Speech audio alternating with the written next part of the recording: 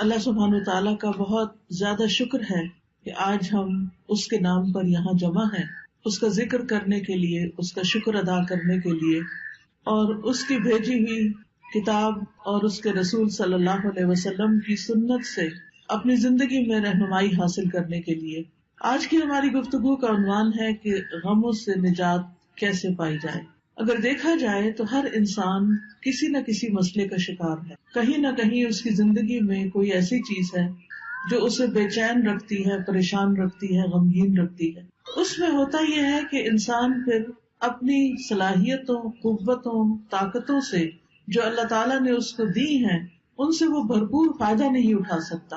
تو سب سے پہلی بات تو یہ ہے کہ سوال یہ پیدا ہوتا ہے کہ یہ غم آتے کیوں ہیں، غم محسوس کیوں کرتا ہے انسان، یہ پریشانیاں، یہ مشکلات، یہ تکالیف ہماری زندگی میں کیوں ہیں۔ تو اس سلسلے میں جب ہم قرآن مجید کی طرف رجوع کرتے ہیں تو پہلی بات ہمیں یہ پتہ چلتی ہے کہ اللہ تعالیٰ نے انسان کو امتحان کے لیے پیدا کیا، اس لیے وہ اس انسان پر طرح طرح کی آزمائشیں اور مشکلات بھیجتا رہتا ہے تاکہ وہ دیکھے کہ انسان ان میں کرتا کیا ہے، انسان کا طریقہ کیا ہے۔ قرآن مجید میں آتا ہے سورۃ الملک، جو ہر روز رات کو آپ پڑھتے ہیں، کیونکہ نبی صلی اللہ علیہ وسلم رات کو سورۃ الملک اور سورۃ الف لام میم السجدہ پڑھے بغیر سویا نہیں کرتے تھے، یہ آپ کی سنت ہے۔ یہ سورت قبر کے عذاب سے بچانے والی بھی ہے۔ اس سورت کے شروع میں اللہ تعالیٰ فرماتے ہیں تبارک الذی بیدہ الملک وہو علی کل شیء قدیر الذی خلق الموت والحیاۃ لیبلوکم ایکم احسن عملا وہو العزیز الغفور۔ بہت بابرکت ہے وہ ذات جس کے ہاتھ میں کائنات کی بادشاہت ہے اور وہ ہر چیز پر قادر ہے۔ وہو علی کل شیء قدیر الذی خلق الموت والحیاۃ لیبلوکم، اس نے موت اور زندگی کو بنایا تاکہ تمہارا امتحان لے، تمہیں آزما کر دیکھے کیا ایکم احسن عملا، کہ تم میں سب سے اچھے کام کون کرتا ہے۔ وہو العزیز الغفور، اور وہ زبردست ہے، غالب ہے، بخشش فرمانے والا ہے۔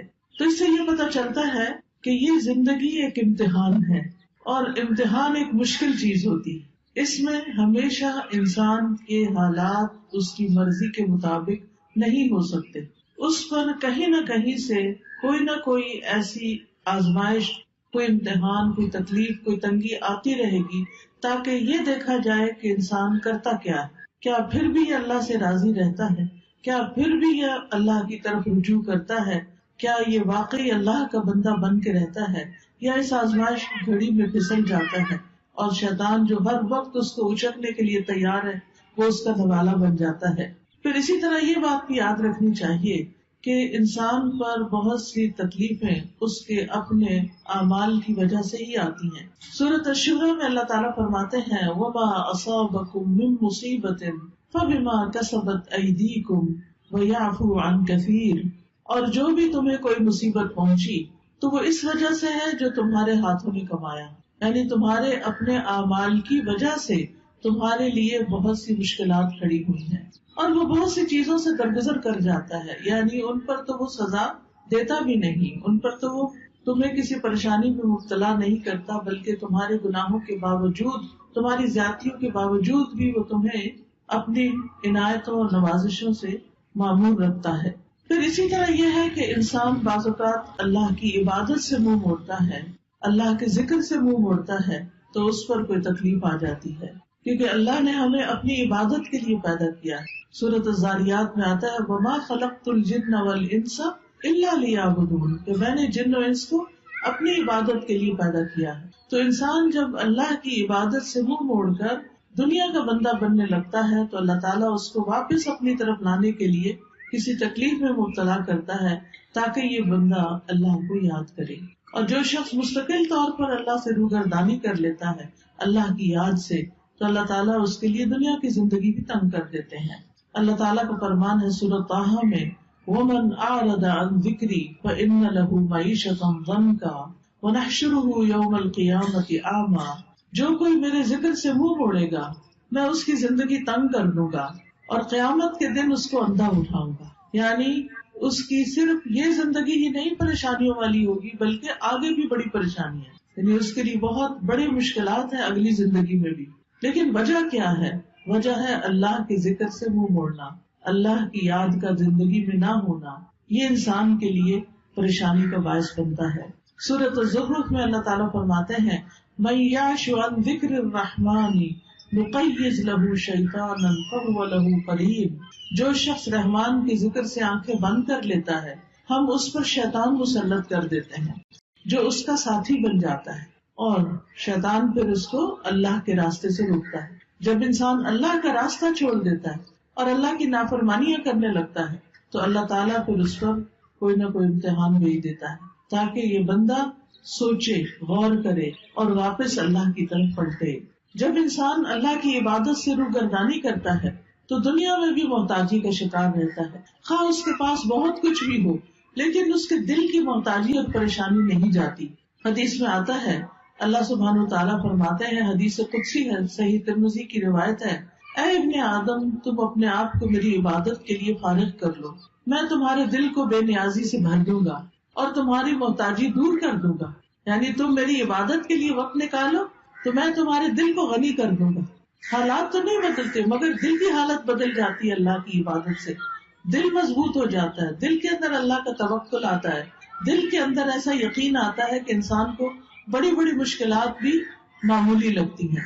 اور جب دل میں ایمان نہیں ہوتا، توکل نہیں ہوتا، یقین نہیں ہوتا، امید نہیں ہوتی، مایوسی ہوتی ہے تو رائی بھی پہاڑ لگتی ہے. اور اس طرح مشکلات اور مصیبتوں کے پہاڑ ہر طرف اس کو کھڑے نظر آتے ہیں. تو اس کا حل کیا بتایا کہ اگر تم عبادت کرو گے تو میں تمہارے دل کو بے نیازی سے بھر دوں گا، تمہاری محتاجی دور کر دوں گا. لیکن اگر تم ایسا نہیں کرو گے تو میں تمہارے دونوں ہاتھ کاموں میں مشغول کر دوں گا اور اس کے باوجود تمہارا فقر دور نہیں کروں گا. یعنی تم سارا دن کام کرو گے، محنت کرو گے، لیکن پھر بھی تمہاری محتاجی اپنی جگہ کھڑی رہے گی کیونکہ وہ دل کی محتاجی ہوگی، دل کے اندر پریشانی ہوگی. تو یاد رکھیے کہ صرف دنیا کی فکر کرنے سے معاملات سلجھنے کی بجائے بگڑنے لگتے ہیں. صرف دنیا دنیا دنیا، ہر وقت صبح اٹھتے ہی دنیا کی فکر، دن کو دنیا کی فکر، رات کو سوتے ہوئے دنیا کی فکر.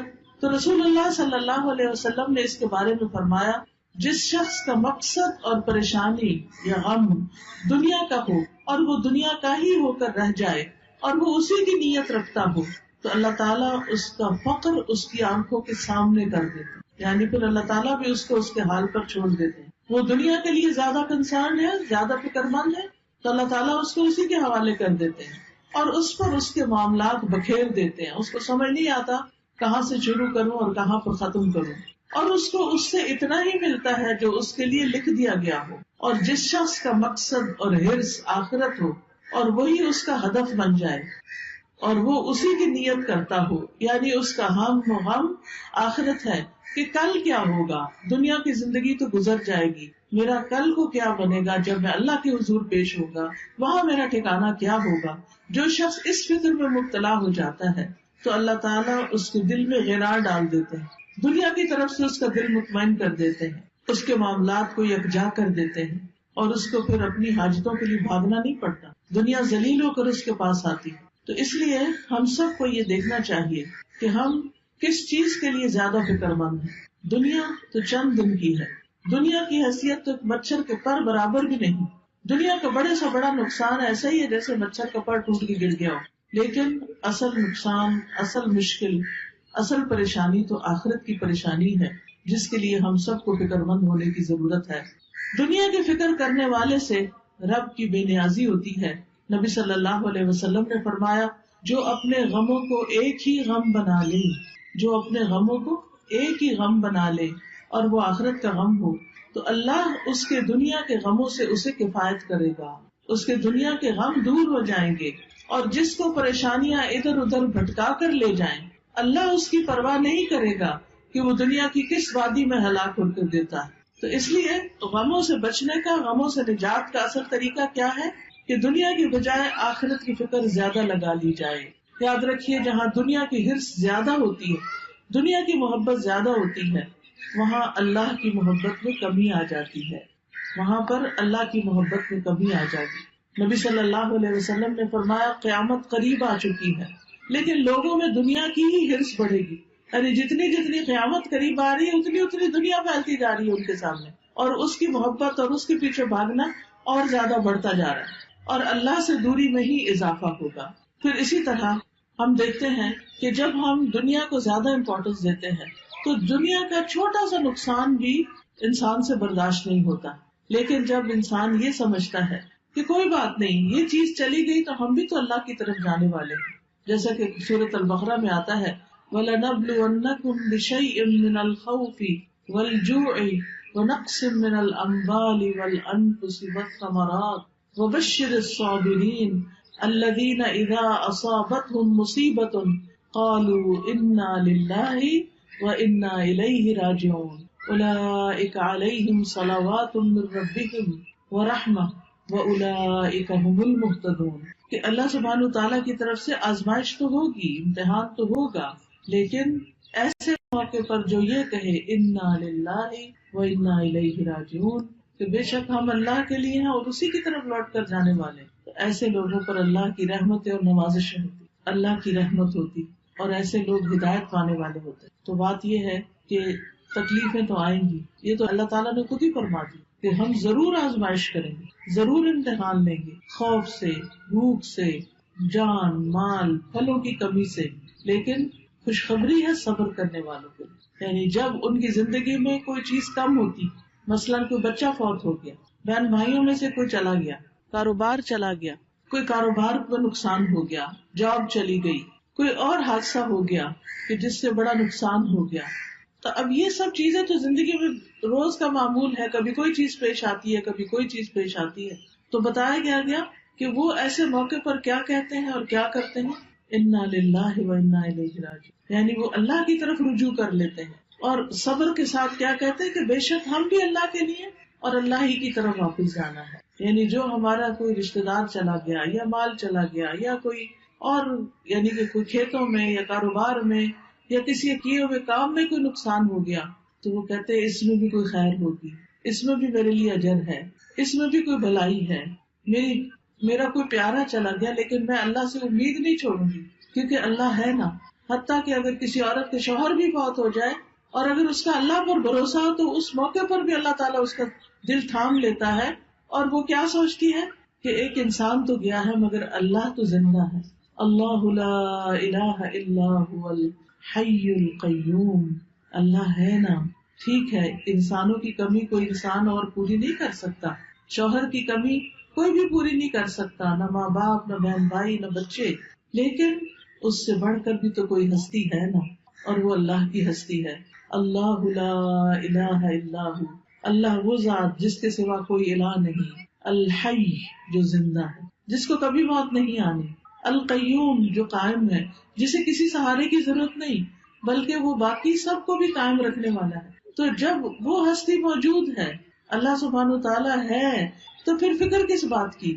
اس نے تو میرے دنیا میں آنے سے پہلے میرے رزق کا انتظام کیا، ماں کے سینے میں دودھ اتار کے، اس نے تو مجھے پیدا ہونے کے بعد جب میرے دانت بھی نہیں تھے، کچھ کھانے کے قابل بھی نہیں تھا، کچھ ہاتھ پاؤں بھی ہلا کے نہیں پکڑ سکتا تھا، اس وقت بھی میرے رزق کا اہتمام کیا تھا، انتظام کیا تھا، وہ اب بھی کرے گا۔ تو ایسا شخص اس شدید غم کے موقع پر بھی سکون میں ہوتا ہے کہ اللہ ہے نا، وہ کہیں سے بندوبست کرے گا نا، وہ کوئی ذریعہ بنا دے گا نا، کیونکہ اصل الرزاق تو وہی ہے، انسان تو صرف سبب ہے، وسیلہ ہے۔ ایسا شخص کبھی بھی دل نہیں ہارتا، ایسا شخص کبھی بھی اپنے حواس نہیں کھوتا، ایسا شخص کی زندگی سے کبھی امید نہیں جاتی۔ اور آپ نے دیکھا ہوگا کہ کتنے ہی بچے ہیں جو یتیم پلے ہیں لیکن وہ بڑے بڑے لوگوں سے آگے نکل گئے، دنیا کی بڑی بڑی مشہور ہستیاں بن گئے، باپ کی کمی سے ان کی زندگی میں سب کچھ ختم نہیں ہو گیا، اللہ نے دوسرے ذرائع سے ان کی مدد کی، کیونکہ اصل اسباب تو اللہ کے ہاتھ میں ہے اور تمام چیزیں وہی پوری کرنے والا ہے۔ یاد رکھیے اللہ کے پاس ہر مسئلے کا حل ہے، وہ ہر چیز پر قدرت رکھتا ہے، لہذا رنج اور غم سے، مشقت اور پریشانی سے نجات پانے کے لیے سب سے پہلا کرنے کا کام کیا ہے؟ اللہ پر بھروسہ، اللہ سے مضبوط تعلق، اللہ پر ایمان، یقین، توکل، اس سے امید، اسی کا ڈر اور اسی کی طرف لوٹ کر جانے کی فکر. یاد رکھیے دنیا کے سارے خزانے اللہ کے ہیں، سارے خزانوں کا مالک وہ ہے. وَلِلَّهِ خَزَائِنُ السَّمَاوَاتِ وَالْأَرْضِ وَلِلَّهِ مُلْكُ السَّمَاوَاتِ وَالْأَرْضِ. آسمانوں کی بادشاہت، زمین کی بادشاہت ساری کی ساری اللہ کے پاس ہے. وَاللَّهُ عَلَى كُلِّ شَيْءٍ قَدِيرٌ. اور اللہ ہر چیز پر پوری طرح قادر ہے، پوری قدرت رکھتا ہے. لہذا کیا یقین رکھنا ہے کہ سارے خزانے تو اس کے پاس ہیں، مجھے اس سے مانگنے ہیں. لہذا انسان سب انسانوں سے نظر ہٹا کے اللہ سبحانہ تعالیٰ کی طرف امید رکھتا ہے، اس سے مانگتا ہے. یا اللہ تو میرا رازق ہے، تو پتھر کے اندر ایک کیڑے کو بھی رزق پہنچاتا ہے، تو کیا مجھے نہیں رزق دے سکتا؟ آسمانوں زمین کی مخلوق کو دے رہا ہے، تو دن رات دے رہا ہے اور کوئی کمی نہیں واقع ہوتی تیرے رزق میں، تو کیا مجھے نہیں دے سکتا؟ تو مجھے بھی دینے والا ہے. لہٰذا جو شخص اللہ پر یقین رکھتا ہے وہ ہر غم، ہر تکلیف میں اللہ کی طرف رجوع کرتا ہے، اللہ کی طرف پلٹتا ہے، اور اس کو یہ یاد رہتا ہے کہ ہر مسئلے کا حل اللہ کے پاس ہے. اللہ سبحانہ تعالیٰ کے سامنے اپنی حاجتیں رکھے، سجدے میں رو کر پکارے اس کو کہ اللہ تو مدد کر. کوئی بھی مسئلہ ہے جو آپ کا، اس کو سامنے رکھ کے، کیونکہ اللہ تعالیٰ فرماتے ہیں اَمَّن يُجِيبُ الْمُضْطَرَّ إِذَا دَعَاهُ وَيَكْشِفُ السُّوءَ. بھلا کون ہے جو لاچار کی فریاد رسی کرتا ہے جب وہ اسے پکارتا ہے اور اس کی تکلیف کو دور کرتا ہے؟ کوئی اور ہے؟ نہیں، کوئی بھی نہیں. آپ دیکھیں کہ جب انسان غمگین ہوتا ہے، دکھی ہوتا ہے، پریشان ہوتا ہے، اس کی آنکھوں سے آنسو جاری ہوتے ہیں، تو پاس پڑے ماں باپ بھی سو رہے ہوتے ہیں، باقی دنیا بھی آرام کر رہی ہوتی ہے، ہر کوئی اپنے مسئلوں میں پریشان ہوتا ہے، لیکن آپ کا رب جاگتا ہے. لا تأخذہ سنۃ ولا نوم. نہ اس کو اونگ آتی ہے نہ اس کو نیند آتی ہے. سب سوتے ہیں لیکن وہ جاگتا ہے. وہ رات کو بھی، وہ دن کو بھی، وہ صبح بھی، وہ شام بھی آپ کی دعائیں سنتا ہے. لہٰذا اس کی طرف رجوع کرنا ہے. چھوٹی ضرورت ہو، بڑی ضرورت ہو، لوگوں کی طرف لالچ کی نگاہ سے نہیں دیکھنا کہ ان کے پاس بہت کچھ ہے، نہیں، اللہ کی طرف دیکھنا ہے. رسول اللہ صلی اللہ علیہ وسلم نے فرمایا جسے انتہائی شدید حاجت آ پڑے، یہ شدید ضرورت اس کو ہو جائے کوئی، اور اس نے اسے لوگوں پہ پیش کر دیا تو اس کی وہ حاجت دور نہ ہوگی. کہ لوگ اکثر کیا چاہتے ہیں کہ یہ بندہ جو پریشان ہے پریشان ہی رہے، وہ مدد نہیں کرنا چاہتے. لوگ عموماً دوسروں کو دکھی دیکھ کے خوش ہوتے ہیں. تو اس لیے جب کوئی ضرورت پیش آئے سب سے پہلے اللہ سے دعا کریں، پھر اللہ لوگوں کے دل میں ڈالے گا کہ وہ مدد کریں آپ کی.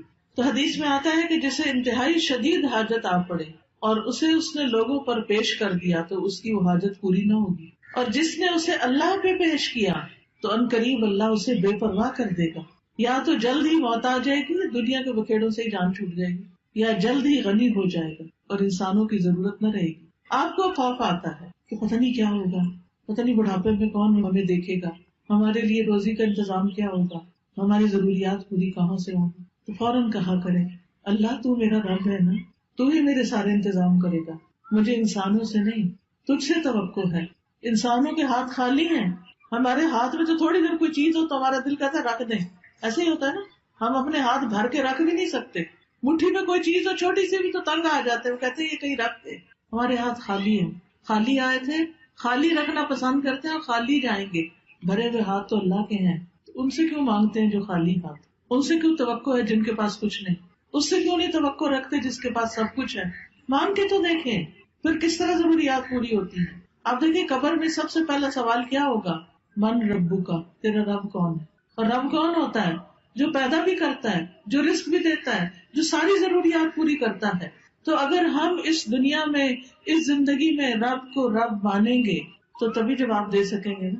تو اکثر کہا کرے اللہ تو میرا رب ہے، تو ہے نا، تو یہ بھی کام کر دے گا میرا، تو یہ بھی مشکل آسان کر دے گا میری. زندگی میں کوئی مشکل ہی نہیں رہے گی جب آپ رب کو پکارتے رہیں گے، جب رب کو پہچان لیں گے تو کوئی غم نہیں رہے گا.